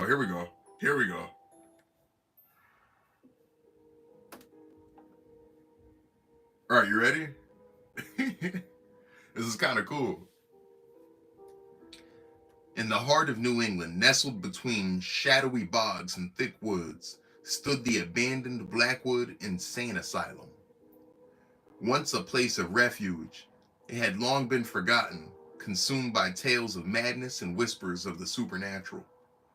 Locals spoke in hushed tones about Cropsy, the Jersey Devil, who was said to roam the area, his grotesque silhouette haunting the edges of the bogs at twilight. A group of adventurous teenagers decided to explore the asylum one crisp October night. Ooh, it's October! Armed with flashlights and bravado, they ventured past the rusted gates, the air thick with an unsettling silence as they crossed the threshold. The atmosphere shifted. The air felt heavier, charged with an unspoken dread. Inside, the walls were peeling. The shadows danced in the flickering light. They joked nervously about Slenderman, the tall, faceless figure who stalked the nightmares of many. He probably hangs out with Cropsy in the bogs, one of them laughed. But the sound echoed eerily through the empty halls, making their skin crawl. As they wandered deeper, They stumbled upon a long forgotten room, the remnants of patient files scattered across the floor, the musty smell of decay filling their nostrils. Suddenly, a chilling howl echoed from outside, a sound that sent shivers down their spines. "That's just the wind," one of them insisted, though his voice trembled. Curiosity turned to fear as they moved toward the windows, peering into the darkened bogs behind. In the distance, they caught a glimpse of a figure, tall, with elongated limbs and a head that seemed to shift in shape. It was unlike anything they had ever seen, and in that moment, the laughter died in their throats. Panicking, they turned to flee, but the asylum seemed to twist around them, hallways shifting, doors slamming shut as if the building itself was alive. The howling grew louder, now accompanied by a chorus of whispers, echoing the names of those who had been trapped within its walls. Just as they thought they would escape, the lights flickered, revealing a fleeting glimpse of Cropsy standing in the shadows. His eyes glowed with an unnatural light, and he pointed a bony finger at them. A primal fear gripped their hearts, and they ran, guided only by instinct and the frantic thumping of their hearts. As they burst through the front doors, the night air felt liberating, yet the bogs behind them thrummed with something dark. They didn't stop running until they reached their town, panting and shaken, vowing never to speak of what happened that night.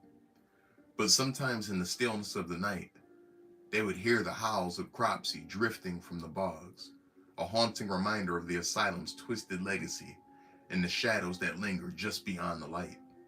And in the depths of their nightmares, Slenderman watched, waiting for the next brave soul to wander too close to the darkness.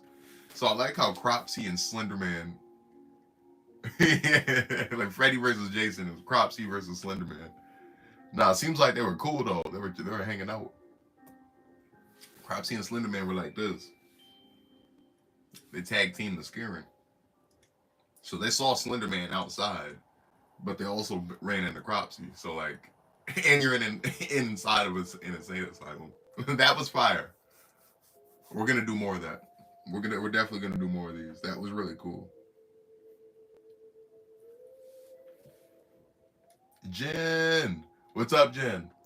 So we did something pretty cool just now, Jen. We entered a bunch of words into ChatGPT and created our own spooky story, and it is an awesome idea. We're gonna be doing that going forward. That is a new spooky season activity. How was MV stream? Is he done streaming now? I know he was trying to get some Warzone in tonight. I'm not sure when he want to do that. Did I finish my Gatorade? I think I did.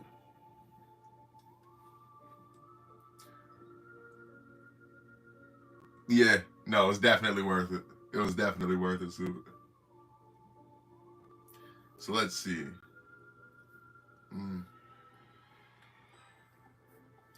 I'm thinking.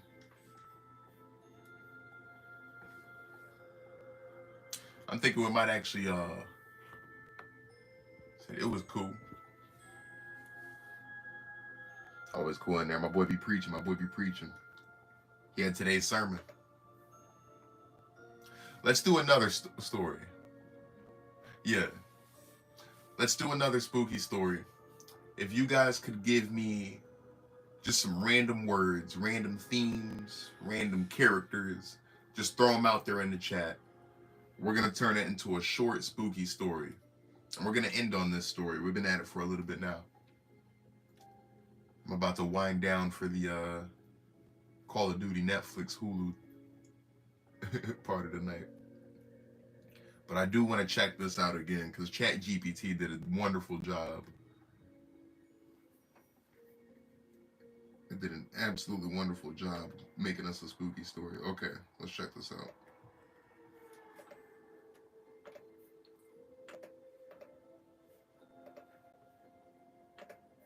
Make a spooky story with the following words. Wait, everybody's talking about the Jersey Devil. I've never heard of the Jersey Devil. We just put Cropsy in there. We just told a story about Cropsy. Let's switch it up a little bit. I gotta get out more. Everybody's talking about the Jersey Devil. I don't know nothing. Killer clone pets. Hmm. You got a really good imagination. Killer clone pets. What? How'd you think of that? Okay, I'm gonna think of something. Uh, let's see. What else? What else? So we got killer clone pets. Are you sure? Put Dwayne this. Okay, okay. We're gonna put Dwayne this in there.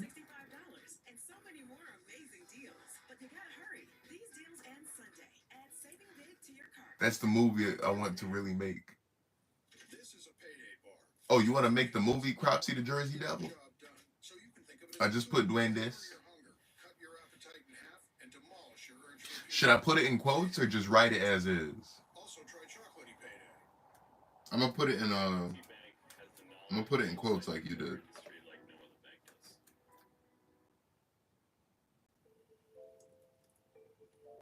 Yeah, we're putting Rat Bastard in there. Rat Bastard. Um,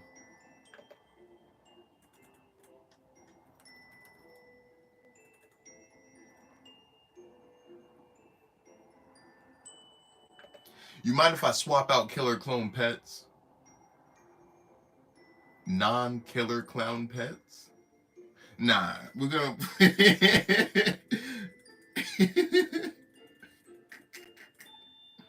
Are you sure? Non-killer clown pets? Creepy crawlers. See, Sue, you watch horror movies every day, and you go to horror cons. You're telling me about non-killer clone pets? Let's get serious. No, we're putting rat bastards in there, and I like where Jen's head's at. We're creepy crawlers. Creepy crawlers. Duendes. Rat bastard.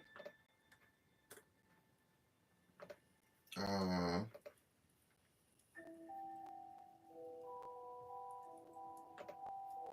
oops.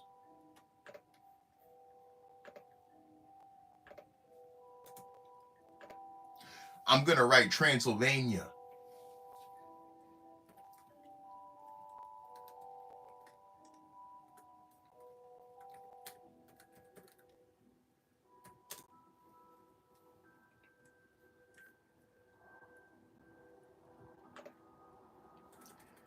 Ooh, hold on. You know what? Better yet? Abandoned farmhouse.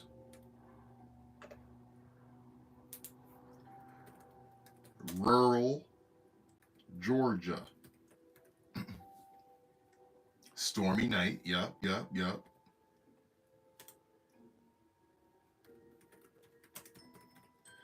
Stormy night.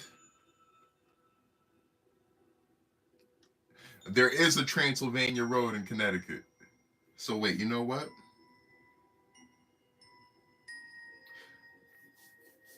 Let's try to remember that. Grave robbers. Blood orphan.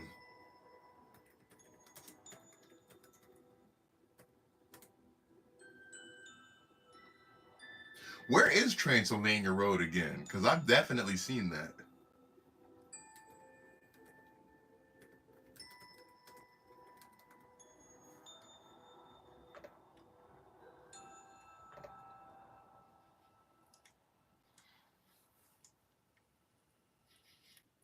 Lost Souls.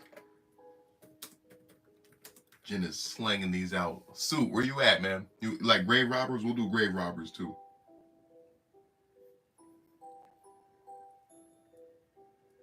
All right, we're gonna make it rural Connecticut then instead of Georgia.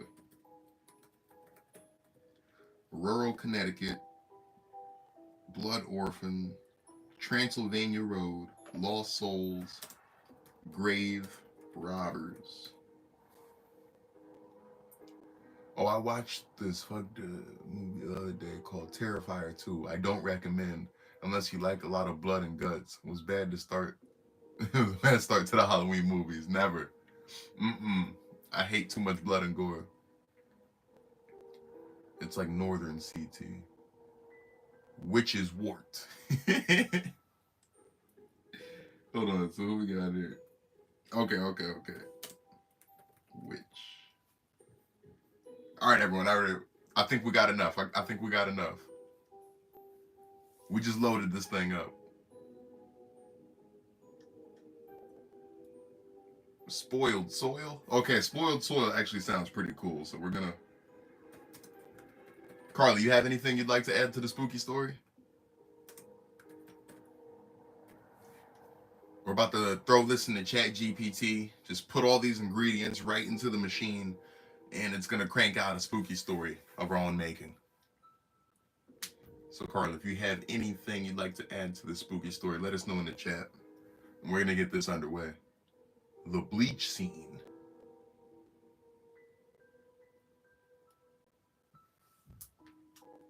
What's the bleach scene about? Ooh, torrential rain. Hell yeah.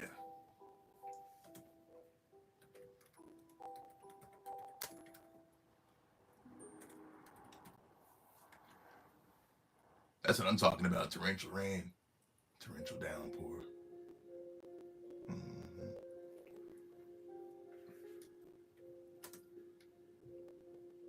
And I'm just going to write whispers in there. Ghouls.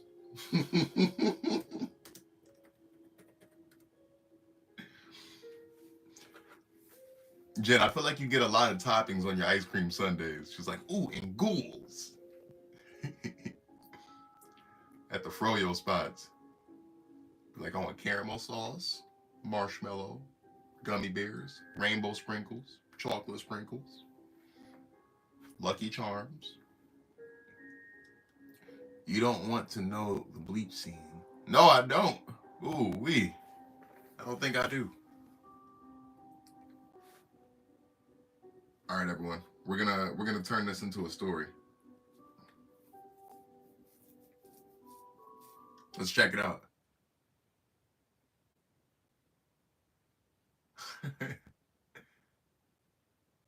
Not the gummies. I actually only get peaches and fruity pebbles. Let's go. That sounds like some good froyo. I wouldn't mind some froyo right now. Oh.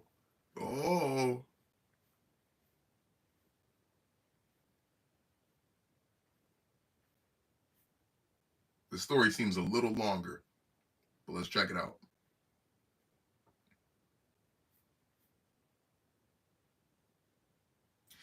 Wait, it's funny because it kind of had like a, okay, we'll we'll check that out when we run into it. What's it titled? Oh goodness, that's a good question. This one is called Transylvania Road.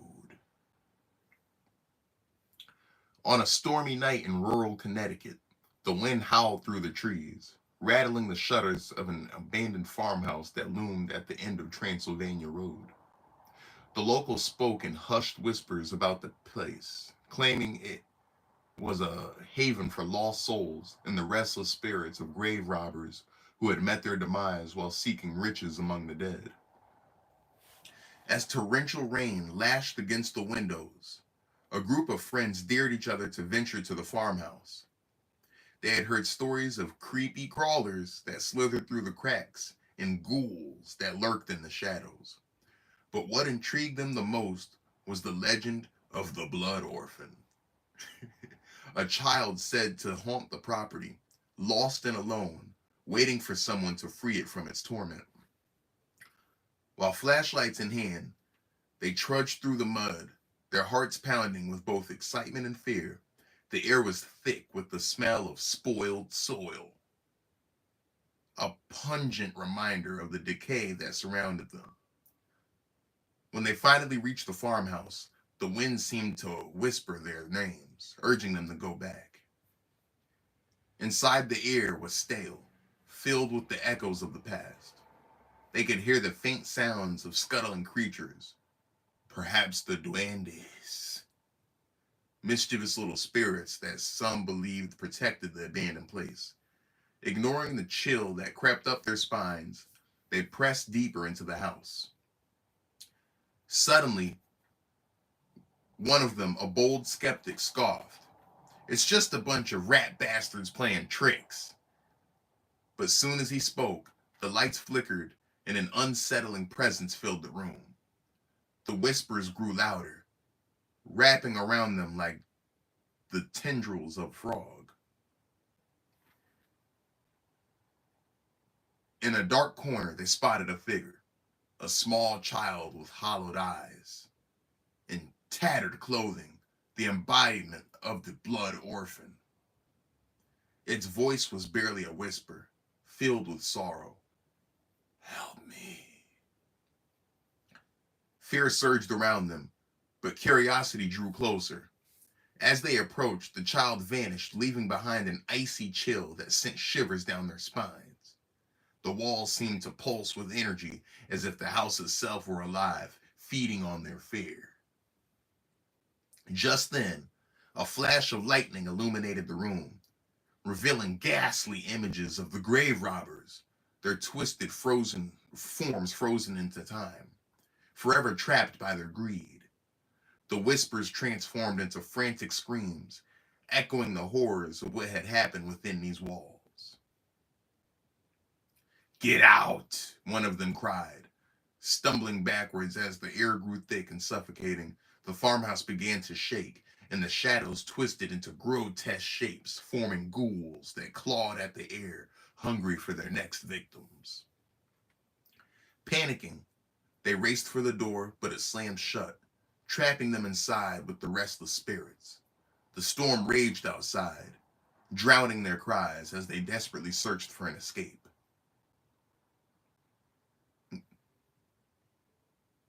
Ooh, ooh, ooh, ooh, ooh.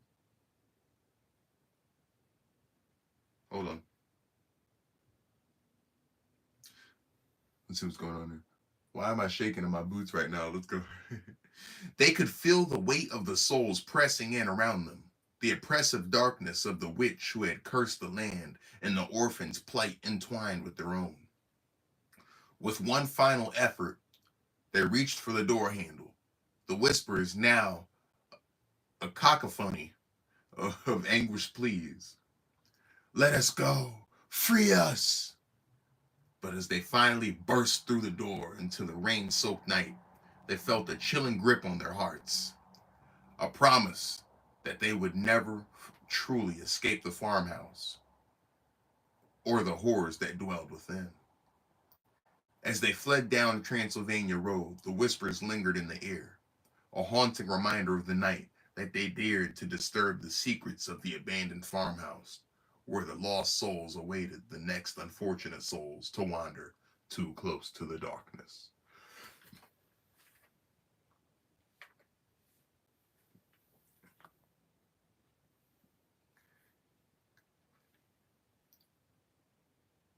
No, I'm telling you that word was not canophony. I don't think it was. Big shout out to Mark Vinyls. About to play some Call of Duty with the geysers. The Voyage. Yeah, no, it was legit a good story.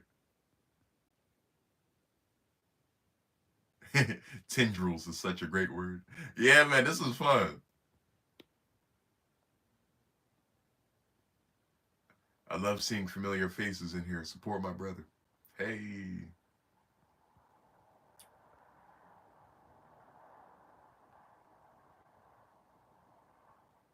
To make it more concise. No, that is true. That is true. Got to utilize ChatGPT to run. Cacophony was all I heard. That's what it was. Then IDK that word. Let me spell it for you. Let me spell it for you. And I know, pause, Jen. It was kind of it was a suspicious word. Hold on, let me spell it for you. Let me find that word. Oh,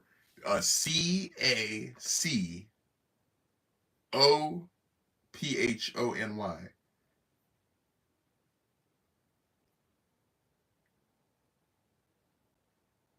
Cacophony? Cacophony. I think that's what it is. CACOPHONY. Cacophony, right? Sus. I don't. It's got to mean something. Oh, it means a loud noise.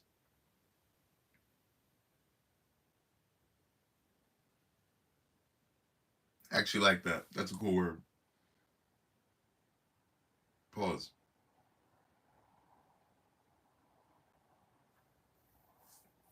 That's a fancy word for loud, sudden noise. Cacophony. That's that old English for you right there, man. Hey,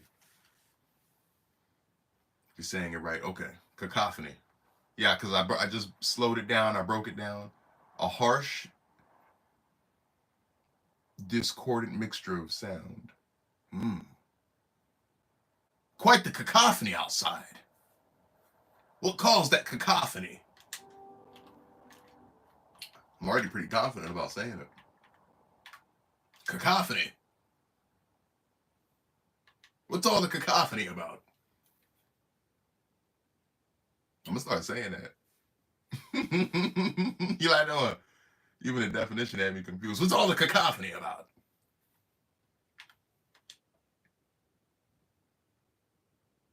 Have a good night, Jen. Thank you for tuning in. It was nice hearing from you. Better than kid stories. It is better than kid stories. Yeah. No, this is the move. This is actually the move now. Ooh. I'll tell you what though, everybody. I don't just want Jen to have a good night. I want us all to have a good night. I'm about to jump on Call of Duty, thug it out with the homies. Might treat myself to some cheesecake. And I hope everyone's had a Sunday fun day, a spooky Sunday, and a great kickoff to the rest of the week. Ain't nothing but a whole lot of rock and roll, baby. And a bump in the road is not going to stop the show. I'm trying to work on a few stories. Put that work in, my boy. We can't wait to hear them. Thank you, everybody. If you enjoyed the spooky live stream tonight, off to get some kills. You already know, Carly. If you enjoyed the spooky live stream tonight, you can expect more of these to come. Because tell some spooky stories tomorrow. Mix it up a little bit too. Because that's how the voyage gets down. Thank you for embarking on a victorious voyage. Let's go. Yeah, I think they're in a game right now, so I have time to grab a cheesecake. And grab a slice of cheesecake. All right, everybody. Have a good night. I can talk to you tomorrow.